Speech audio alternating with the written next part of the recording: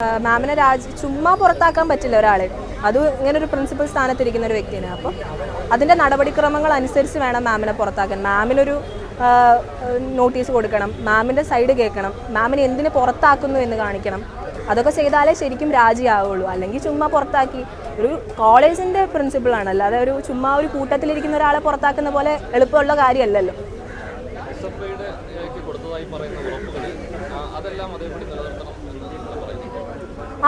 ഞങ്ങൾക്കും ഉണ്ട് കുറേ ആവശ്യങ്ങൾ, അതും അംഗീകരിക്കണം.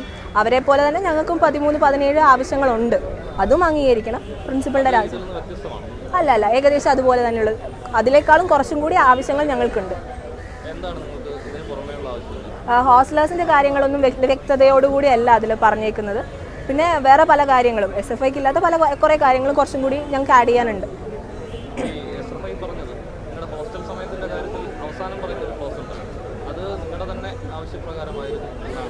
ഇല്ല, ഞങ്ങളുടെ അടുത്ത് SFIക്കാരൊന്നും ചോദിച്ചിട്ടില്ല.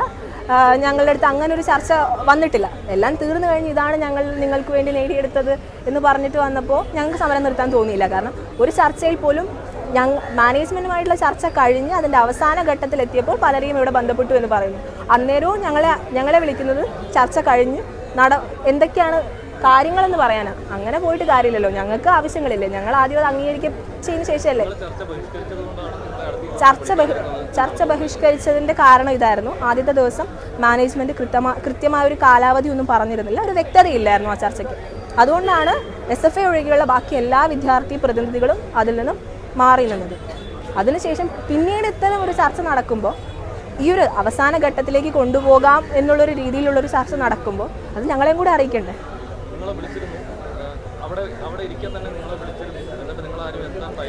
അതാണ് ഞാൻ പറഞ്ഞത്. ചർച്ച തുടങ്ങി 3-4 മണിക്കൂർ കഴിഞ്ഞ് അതിൻ്റെ എല്ലാ നിർദ്ദേശങ്ങളും കൃത്യമായി കഴിഞ്ഞ് ഇതൊക്കെയാണ് ഞങ്ങൾ മുന്നോട്ട് വെച്ച നിർദ്ദേശങ്ങൾ, ഇതൊക്കെയാണ് അവർ അംഗീകരിച്ചത് എന്ന് പറയാൻ വേണ്ടി ചർച്ചയ്ക്ക് പോകേണ്ട ആവശ്യമില്ലല്ലോ. അതുകൊണ്ടാണ് ഞങ്ങൾ പോകാതിരുന്നത്. കൃത്യമായൊരു കാലാവധി പറയുന്നില്ല, എത്ര നാളത്തേക്ക് മാറ്റി നിർത്താം എന്ന കാര്യത്തിൽ പറയുന്നില്ല എന്നാണ്. ആ ഒരു കാര്യം SFI നേടിയെടുത്തു എന്ന് അവർ പറയുന്നു. അപ്പോൾ അത് എന്തുകൊണ്ടാണ് അതൊരു വ്യക്തതയില്ല, അതിലും ഒരു വ്യക്തതയില്ല. ഒരു ചുമ്മാ ഒരു വെള്ളക്കടലാസിൽ ആദ്യത്തെ സെൻറ്റൻസ് ഇങ്ങനെയാണ്: പ്രിൻസിപ്പൽ സ്ഥാനം ഒഴിഞ്ഞ്. അതിൽ എത്ര നാൾ എന്ന് ആ ഒരു സെൻറ്റൻസിൽ 5 വർഷത്തേക്ക് ഫാക്കൽറ്റി സ്ഥാനത്ത് തുടരില്ല എന്നേ പറഞ്ഞിട്ടുള്ളൂ പ്രിൻസിപ്പൽസ്.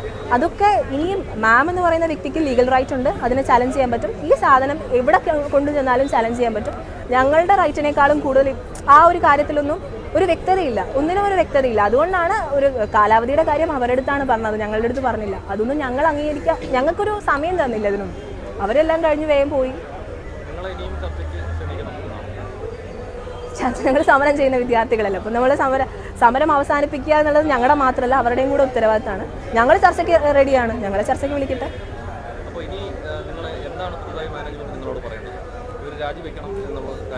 ഒന്നെങ്കിൽ സ്വമേധയാ രാജിവെക്കുക, അല്ലെങ്കിൽ മാനേജ്മെന്റ് മാമിനെ പുറത്താക്കുക. കാര്യകാരണ സഹിതമുള്ളൊരു രേഖയുടെ അടിസ്ഥാനത്തിൽ മാമിനെ പുറത്താക്കുക.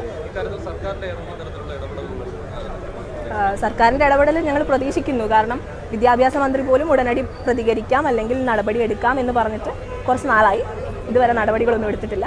ഇവിടെ പഠിക്കുന്ന ഓരോ വിദ്യാർത്ഥിയുടെയും ഉത്തരവാദിത്തമുള്ളൊരു വ്യക്തിയാണ് ഞങ്ങളുടെ വിദ്യാഭ്യാസത്തിൻ്റെ കാര്യത്തിനുള്ള ഉത്തരവാദിത്തമുള്ള വ്യക്തിയാണ്. ഇതെന്തുകൊണ്ട് എന്നുള്ളത് ഞങ്ങൾക്ക് മനസ്സിലാവുന്നില്ല.